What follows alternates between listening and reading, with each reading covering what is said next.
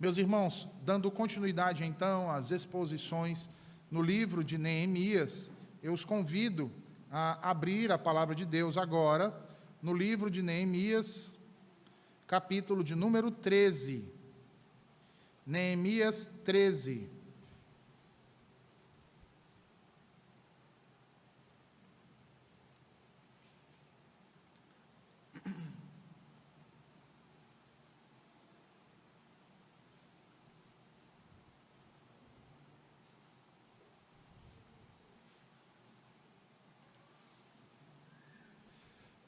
Chegamos ao último capítulo do livro de Neemias.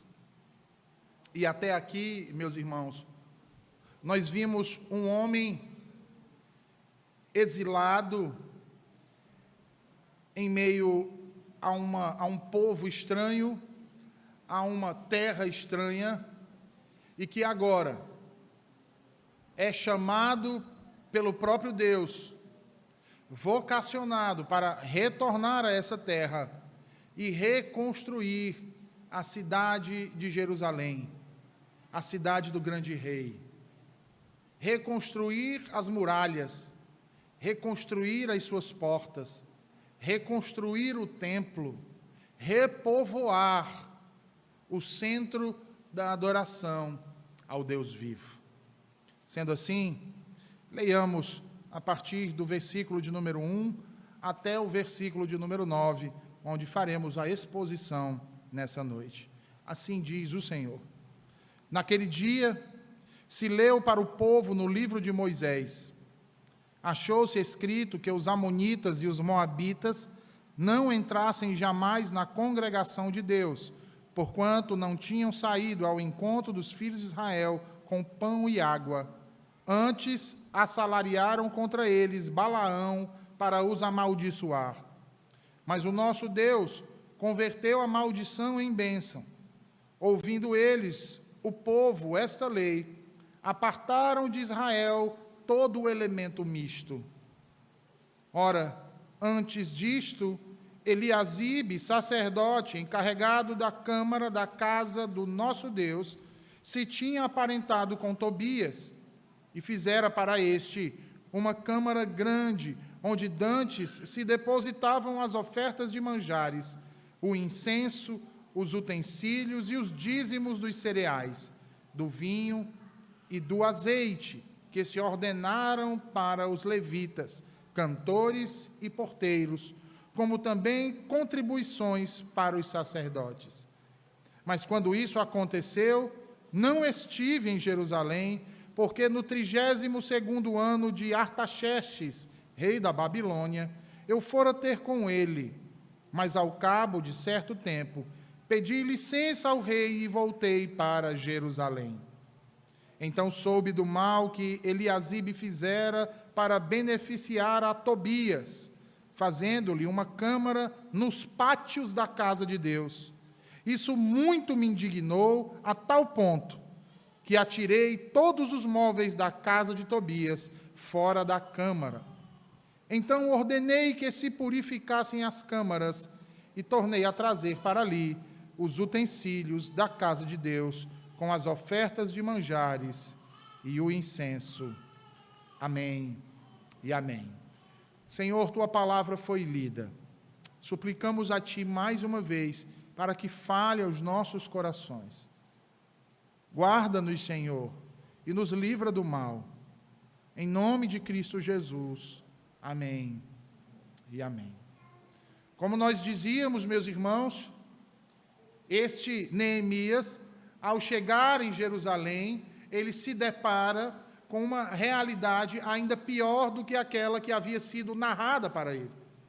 A cidade está em ruínas, não há portas, as muralhas estão derrubadas, as pedras queimadas, economicamente a cidade está falida e os inimigos caçoam, riem e se aproveitam daquilo que um dia foi uma grande cidade.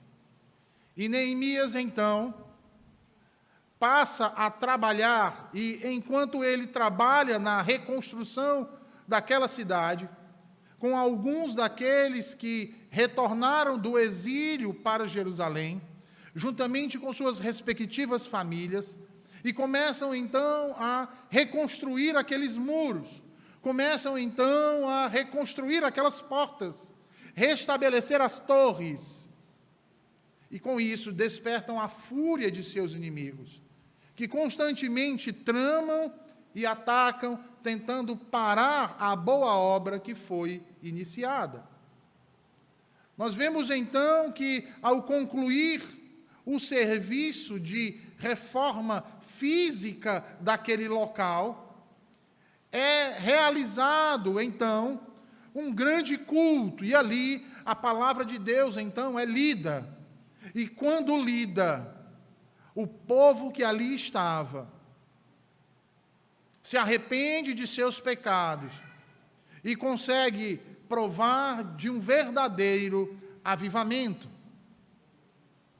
O povo passa a ser instruído na palavra de Deus. A cidade passa a ser repovoada. E o povo começa, então, a se desfazer das antigas práticas.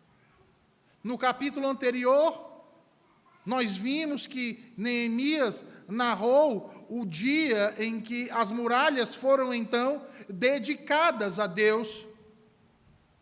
E durante essa ação, nós pudemos, então, aprender e contemplar acerca da importância do louvor a Deus em tudo o que fazemos. Agora, nesse último capítulo, Neemias então registra as últimas reformas que teve de realizar, as últimas ações que necessitou tomar, inclusive no momento em que, para cumprir a promessa que havia feito ao rei da Babilônia, de retornar à Babilônia, retorna à cidade de Jerusalém para resolver de uma vez por todas um problema que era crítico. O texto que lemos há pouco nos revela que pelo menos mais 5 ações necessitaram ser tomadas para que então a cidade e o povo pudessem, enfim, gozarem daquela reforma. E hoje nós trataremos de 2 dessas ações. A primeira se encontra nos versículos 1 a 3, e a segunda se encontra nos versículos 4 a 9.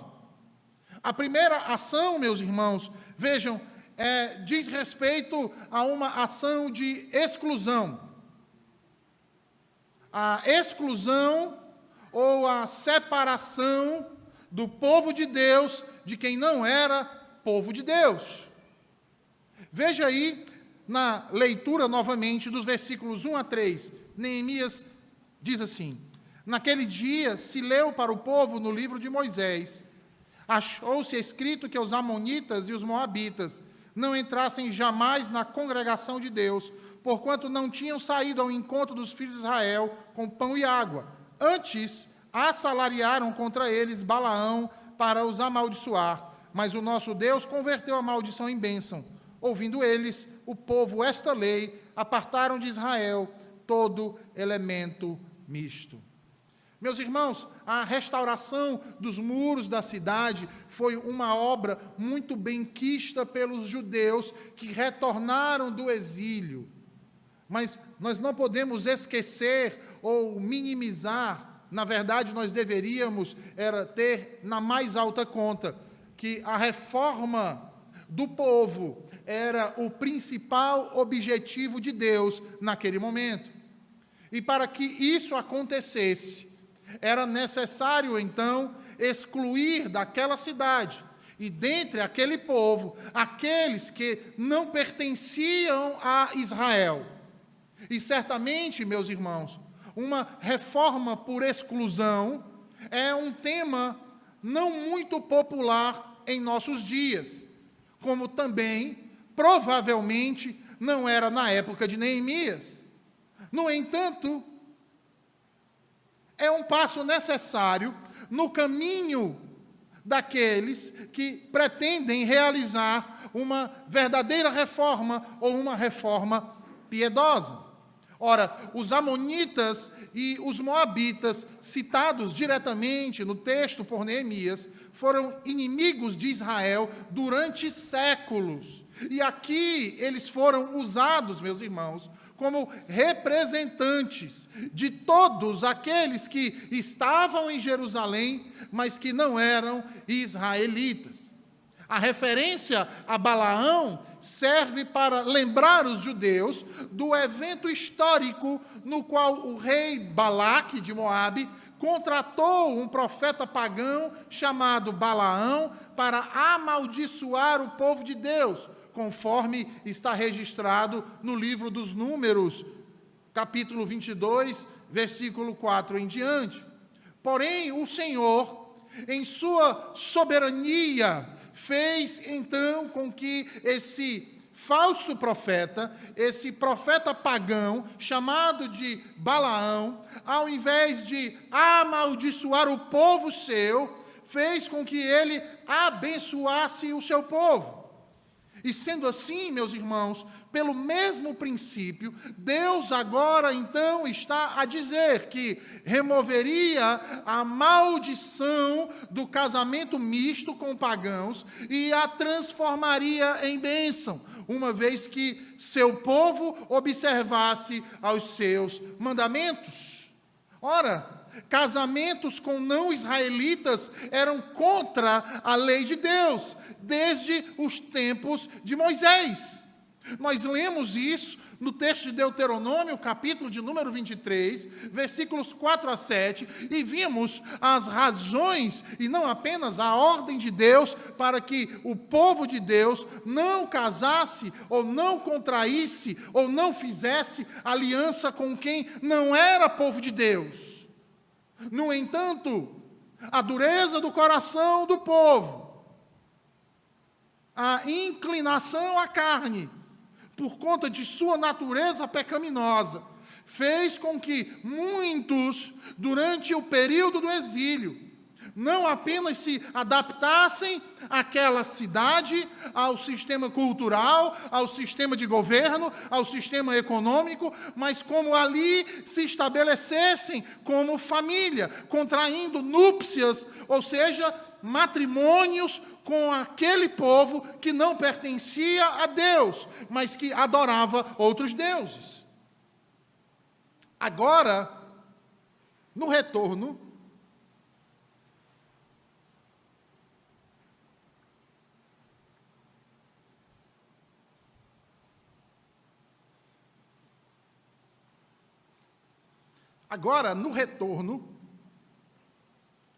em que o povo saiu do cativeiro, em que o povo então retornou do exílio, e a cidade foi avivada pela palavra de Deus, ensinada, e se arrependeram de seus pecados, ainda restava a alguns desfazerem essas alianças, desfazerem esse pacto, expulsando de seu meio aqueles que não pertenciam ao Senhor, aqueles que não deveriam estar naquela cidade.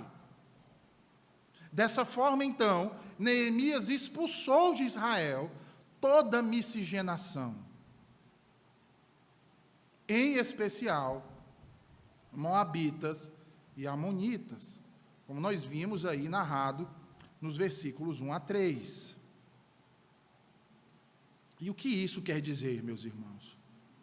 Ora, Deus instituiu o matrimônio, meus irmãos, com vistas em 4 coisas. A primeira, o mútuo auxílio entre marido e mulher. A segunda, o aumento da raça humana por uma descendência legítima. Terceiro, estabelecer uma semente santa. E quarto, impedir a impureza.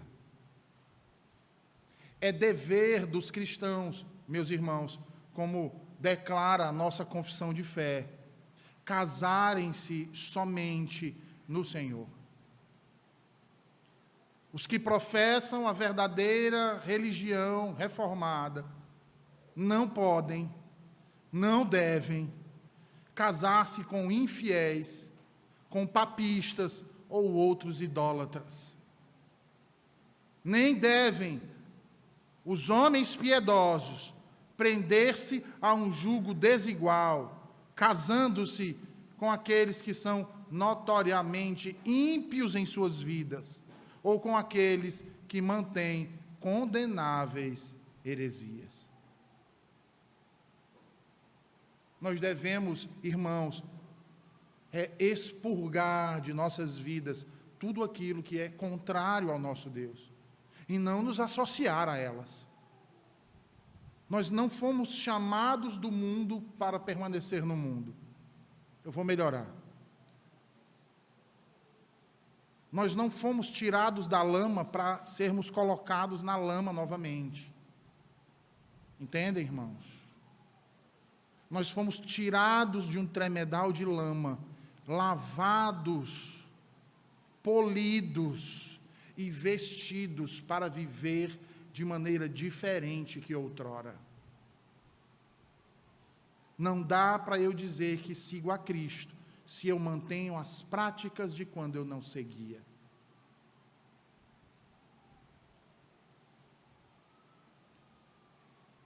O crente que ignora essa realidade deve sofrer a censura necessária para que se arrependa de seu mal. Caso contrário, como fez Neemias, irmãos, deve ser expulso do arraial santo de Deus. E é justamente assim que Neemias percebe. E é justamente dessa forma que Neemias procede, como nós podemos ver nos versículos seguintes. Veja aí o versículo 4 a 9. Diz assim: ora, antes disso, Eliasibe, sacerdote encarregado da câmara da casa do nosso Deus, se tinha aparentado com Tobias e fizera para este uma câmara grande, onde dantes se depositavam as ofertas de manjares, o incenso, os utensílios e os dízimos dos cereais, do vinho e do azeite, que se ordenaram para os levitas, cantores e porteiros, como também contribuições para os sacerdotes. Mas quando isso aconteceu, não estive em Jerusalém, porque no 32º ano de Ataxerxes, rei da Babilônia, eu fora ter com ele, mas ao cabo de certo tempo, pedi licença ao rei e voltei para Jerusalém. Então soube do mal que Eliasibe fizera para beneficiar Tobias, fazendo-lhe uma câmara nos pátios da casa de Deus. Isso muito me indignou a tal ponto que atirei todos os móveis da casa de Tobias fora da câmara. Então ordenei que se purificassem as câmaras e tornei a trazer para ali os utensílios da casa de Deus com as ofertas de manjares e de incenso.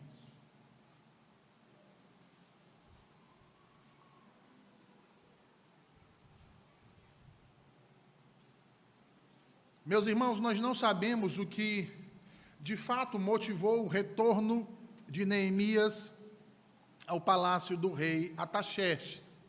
O que se especula, e por isso eu disse no início, seria para cumprir a promessa que esse havia feito ao rei de que retornaria. Mas somos informados agora que, enquanto ele esteve no palácio de Suzã, algumas coisas impróprias começaram a acontecer novamente na cidade de Jerusalém. Na ausência de seu líder, o povo começou a praticar novamente infâmias diante de Deus. Eliasibe, o sumo sacerdote, permite então que Tobias, um não-israelita, vivesse em uma câmara do templo que estava destinada a ser um depósito. Uma câmara, meus irmãos, é como uma grande sala. E o sumo sacerdote, que deveria zelar pelo templo, que deveria zelar pela palavra de Deus, que deveria cuidar do culto, ter cuidado pelo culto, pela adoração e pelos sacrifícios, não apenas deturpa, como profana, colocando um não israelita, colocando um pagão, colocando um perseguidor, colocando um mentiroso, colocando um farsante para habitar dentro do templo de Deus. Ora, se nós bem lembrarmos, o templo de Salomão foi projetado com armazéns que eram utilizados para o recolhimento das contribuições, dos dízimos e das ofertas. Não foi construído para se tornar um local de residência. É por isso que, quando Neemias sabe disso, a reação que ele tem é de ira e de imediata resposta. Neemias fica profundamente irado, e em sua ira, ele então é levado a purificar e restaurar a integridade do templo. E é interessante, porque Neemias, essa atitude de Neemias, ao saber o que se passava no templo, que era chamada de Casa de Deus, no primeiro século, um jovem galileu também faz o mesmo. Quando ele chega e com Azorrague expulsa os vendilhões do templo, irado pelo que estavam a fazer ali, naquele lugar. O erudito Olian afirma que a ordem de Neemias para que a câmara fosse purificada sugere que ele a considerava ritualmente imunda. E a fonte dessa imundície tinha um nome: Tobias, o amonita. Ele e os pertences de sua casa. Os utensílios domésticos ritualmente imundos de Tobias foram jogados fora e substituídos pelos utensílios do templo. Provavelmente, os mesmos tomados durante a pilhagem de Jerusalém por Nabucodonosor e utilizados por Belsazar durante a festa descrita em Daniel 5. A substituição dos utensílios, meus irmãos, ocorreu somente depois de as câmaras terem sido cerimonialmente purificadas, como exigido pela lei. E é interessante, porque o autor aos Hebreus diz que Jesus Cristo, também com seu sangue, ao ser elevado aos céus, purificou os utensílios do tabernáculo celeste, para que nós pudéssemos ousadamente adentrar. Meus irmãos, Tobias nutria o mesmo ódio de seu povo para com Israel no passado. No entanto, a narrativa não está aqui a enfatizar o ódio dos amonitas e moabitas, mas a mostrar a forma aviltante com que Eliasibe, o sumo sacerdote, levou um ímpio a tornar-se um hóspede nos pátios do templo da casa de Deus. E por que ele fez isso, irmãos? Ora, o versículo 4 nos diz: Eliasibe era aliado de Tobias, inicialmente por conta de um casamento, posteriormente por causa da amizade que surgiu desse casamento. Afinal de contas, seu neto havia se casado com a filha de Sambalate, um outro perseguidor que os irmãos vão lembrar do início de quando Neemias começou a obra de reconstrução dos muros em Jerusalém. Provavelmente, mais alguém de sua família tinha se casado com alguém da família de Tobias. E aí você consegue imaginar isso? O próprio sumo sacerdote indo de encontro à lei de Deus, quebrando a lei do Senhor,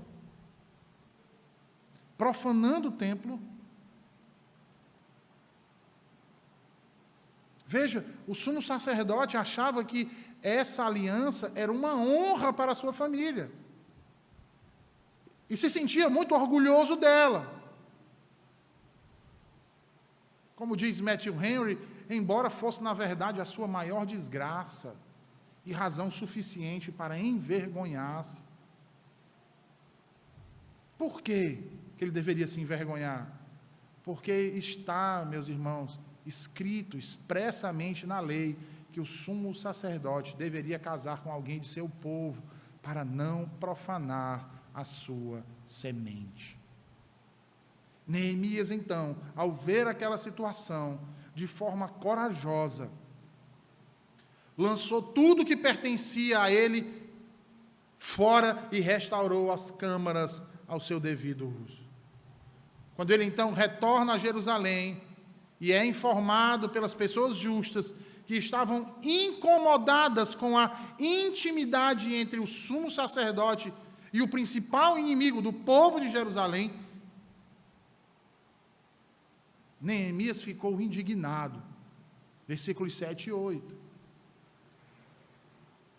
Desagradou muito a Neemias saber que a casa de Deus havia sido profanada dessa forma. Que seus inimigos estavam sendo tratados com tamanha benevolência e honra.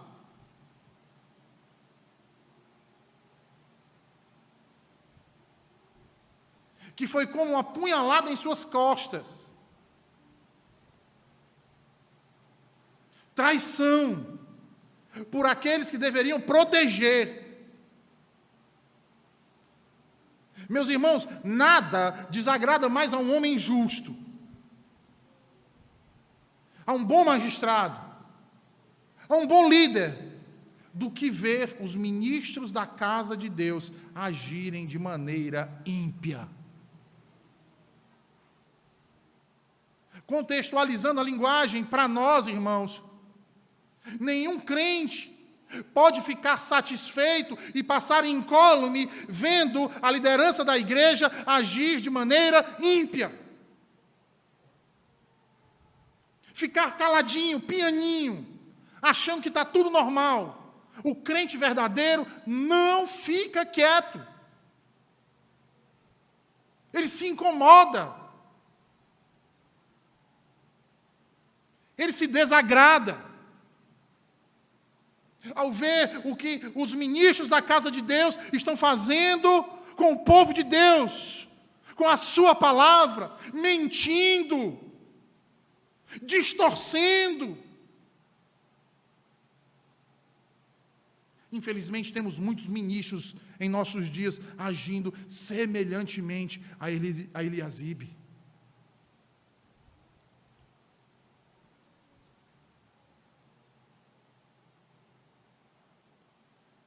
Não se admirem, irmãos, quando vêm os discursos eloquentes, com palavras bonitas. Eles não estão preocupados com Cristo, que deveria ser a primeira preocupação deles.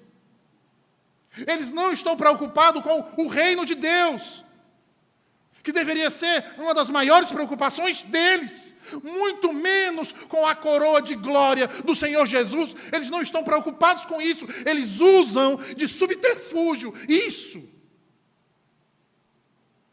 Mas eles não estão preocupados com isso,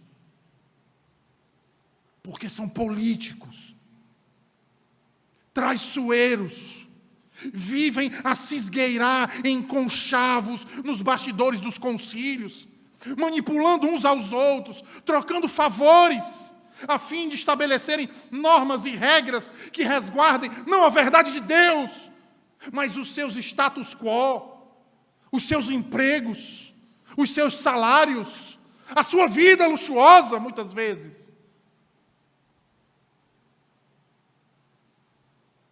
Estão mais preocupados em defender uma instituição do que a Igreja de Jesus Cristo.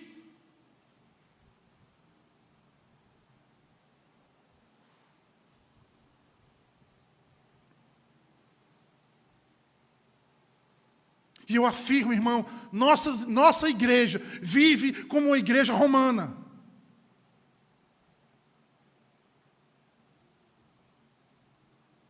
Que no papel diz crer numa coisa, mas as suas práticas são o contrário.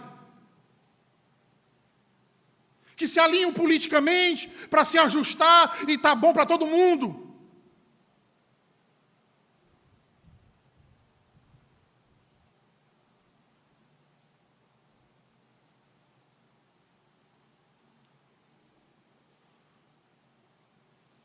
Mas isso não é novo, não é verdade? Olha o que aconteceu lá em Jerusalém. Irmãos, não passaram 500 anos, não passaram 1000 anos, não passaram 2000 anos. Esse povo foi levado com correntes pelo nariz, escravos. Agora eles retornam, ouvem a palavra de Deus e permanecem em seus pecados.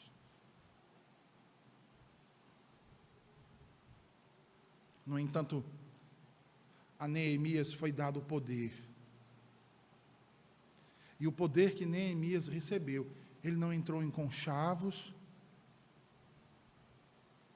mas ele usou para a glória de Deus. Tobias será expulso. Neemias não temeu afrontá-lo. Ele não temeu os ressentimentos, ou as perseguições políticas, a oposição de Eliasibe e da sua patota.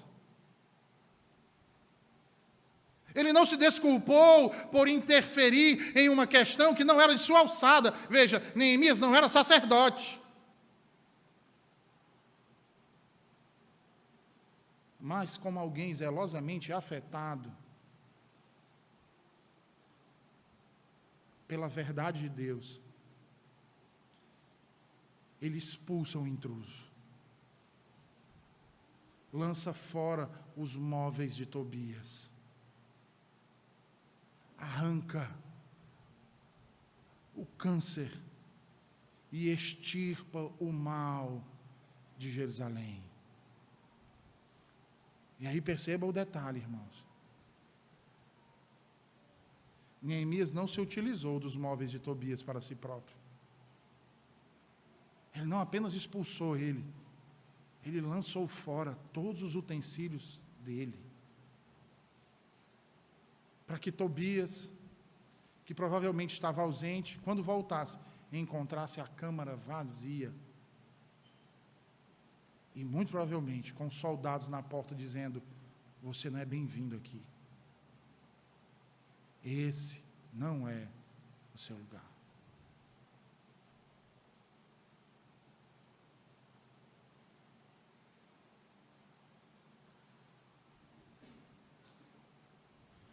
De forma semelhante, meus irmãos, nosso Senhor Jesus Cristo também purificou o templo, para que a casa de oração não fosse convertida em um covil de ladrões. Mateus 21:13, lembram? E da mesma forma, aqueles que estão dispostos a expulsar o pecado do seu coração, esses templos vivos precisam lançar fora não apenas os nomes, não apenas os ídolos, mas tudo aquilo que os acompanha, despojando-se de todas as coisas que são alimento e combustível de desejos ímpios e malignos de nossa carne. Isso, de fato, é mortificar os desejos da carne. Não temam, irmãos, de expulsar dos seus corações velhos fermentos. Não temam, irmãos, de expulsar dos seus corações os falsos deuses, os utensílios de Satanás. Pois assim como aquela sala ficou vazia e Deus posteriormente a encheu novamente, a sala vazia de nossos corações não permanecerá vazia, mas será completamente robustecida pela graça e pela misericórdia de Cristo Jesus.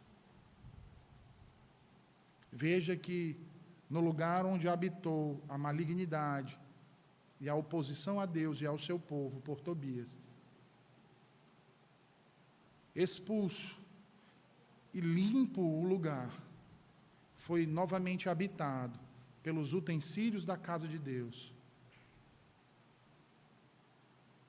colocados no seu devido lugar. E da mesma forma, Deus também há de agir assim nos nossos corações. Mas para que isso aconteça, meus queridos irmãos, é necessário que as câmaras primeiras estejam limpas. E após terem sido limpas, elas precisam ser borrifadas com a água da purificação. E a água dessa purificação, para nós, não é outra, senão o sangue do Cordeiro, vertido na cruz do Calvário, que nos lava e nos redime do pecado. Meus irmãos, tal qual sucedeu com Neemias, assim também sucede conosco. Quando o pecado é lançado fora do coração pelo arrependimento, precisamos deixar que o sangue de Cristo seja aplicado nele pela fé. E então seja suprido com as graças do Espírito de Deus para toda boa obra. Façamos isso hoje. Nos arrependamos de nossos pecados e expulsemos, nos separemos e expulsemos aquilo que não pertence ao Senhor do nosso coração, para que ele seja cheio daquilo que o glorifica, daquilo que nos fortalece e que nos identifica como verdadeiros filhos de Deus, que é o amor de Jesus Cristo, que é o seu Evangelho. Que o Senhor tenha misericórdia de nós, meus irmãos, e aplique a palavra de hoje e sempre nos nossos corações. Vamos orar? Senhor Deus, obrigado por tua palavra nesse dia. Obrigado por nos mostrar a necessidade, Senhor, do arrependimento e da pureza em nossos corações, para o louvor e a glória do teu santo nome. Não, Senhor, não queremos ser puros aos teus olhos em busca de algum favor teu, Senhor, porque sabemos que não somos dignos. Mas em nossa indignidade é que podemos enxergar, através de nossa pobreza espiritual, e através da humilhação, Senhor, o quão glorioso tu és, e quão maravilhosa é a tua graça. Alimenta-nos, Senhor, cada vez mais com a tua palavra. Enche o nosso coração com o teu amor, para que sirvamos a ti e vivamos neste mundo como verdadeiros filhos teus. Para a glória do teu santo nome. Em nome de Jesus é que te oramos. Amém.